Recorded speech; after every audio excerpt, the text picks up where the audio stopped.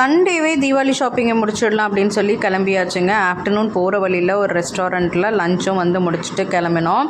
Afternoon கிளம்பினோம். Evening எத்தனை மணிக்கு வந்து ஷாப்பிங் முடிஞ்சிச்சு அப்படின்னு சொல்லி வீடியோட எண்டில் வந்து சொல்கிறேன். சின்ன பிள்ளையாக இருக்கும்போது எப்படா தீபாவளி வரும், எப்படா புது ட்ரெஸ் போடுவோம், வெடி வெடிப்போம் அப்படின்னு சொல்லி நிறைய ஈகர்னஸோட வெயிட் பண்ணிகிட்ருப்போம். ஆனால் நம்ம பேரண்ட்ஸ் ஆனதுக்கப்புறம் ஏன்டா இந்த தீபாவளி வருது, எப்படா இந்த தீபாவளி முடியும்னு தான் தோணுது.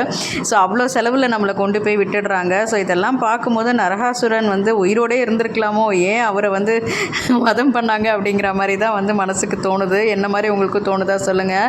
நடந்து நடந்து காலெல்லாம் வந்து வலிக்க ஆரம்பிச்சிருச்சு. ஸோ அதனால் ஒரு ஸ்மால் ரிலாக்ஸ்டு மசாஜ் வந்து நானும் என் ஹஸ்பண்டும் எடுத்துக்கிட்டோம். ஸோ ட்ரெஸ் எல்லாம் வாங்கினது போதா குறைக்கு பக்கத்தில் இருக்க டாய் ஷாப்புக்குள்ளே வேறு போயிட்டு டாய்ஸ் எல்லாம் வந்து பர்ச்சேஸ் பண்ண ஆரம்பிச்சிட்டாங்க. இவங்களை வந்து மால்குள்ளேருந்து வெளில கூட்டு வரத்துக்குள்ளே நான் பட்ட பாடு இருக்கே. இந்த தீபாவளி யாருக்கு நல்லா போதோ இல்லையோ, என் ஹஸ்பண்டுக்கு வந்து சிறப்பான தீபாவளியாக இருக்கும். அவருக்கு பிடிச்சது எல்லாத்தையும் வந்து பர்ச்சேஸ் பண்ணிட்டாரு. ஸோ ஷாப்பிங்கை வந்து ரொம்ப சூப்பராக வந்து 11:30க்கு வந்து முடித்தோம். ஸோ பாதியில் வந்து என்னோடய மச்சினனும் வந்து ஜாயின் பண்ணிக்கிட்டாங்க. ஸோ அவங்க ஃபேமிலியோடு சேர்த்து